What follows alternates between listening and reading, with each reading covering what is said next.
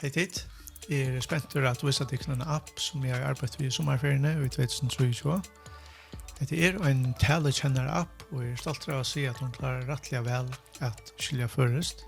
Om jeg lykkes skal komme ved et sindre av bakgrunn først, så begynner jeg et tøyme som heter Rauner, at gjøre et omfattende datasett av opptøkken og tilfære av skrift, av ikke minne enn 25 millioner år. 106 timer av opptøkken fra 294 kvinner og 144 mannen, altså 433 folk til sammen.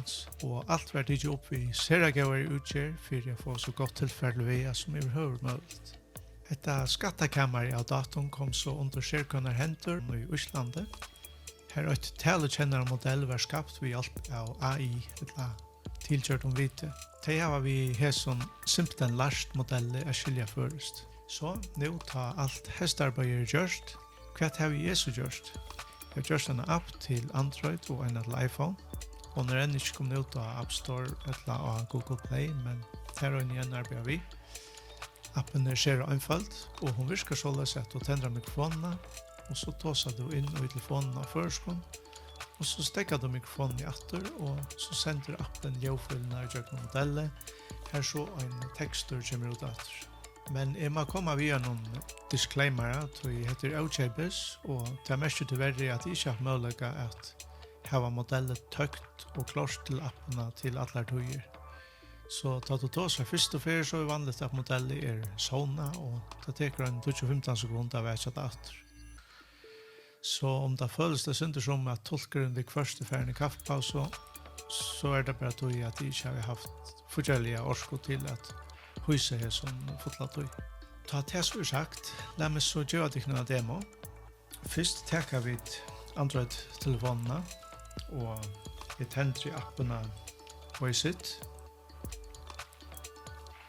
Jeg vil nå vise deg hvordan en talekjenner-app kan se ut.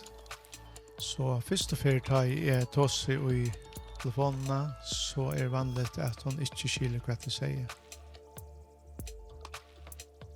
Jeg sender innleser talekjennere, regn etter om en 5-20 sekunder. Jeg setter lykka telefonene til at takke opp. Jeg vil nå vise deg hvordan en talekjenner-app kan se ut.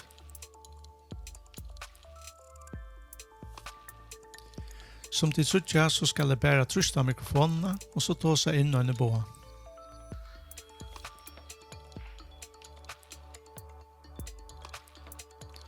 Ta jeg så trustig og atter, så forskiper han i gang til å tolka hva hun har det.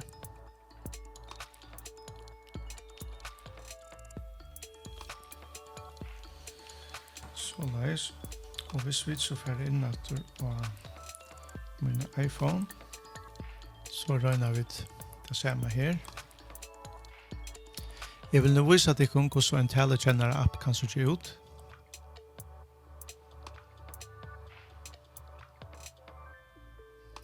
Som til suttja så skal jeg bare trusta mikrofonene, og så ta seg inn en båa.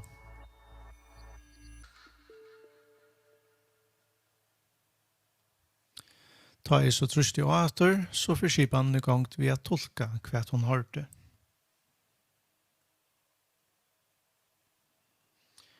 Så det er nok så avhåverst. Det ser ut til å virke vel, og hun skiller vel først.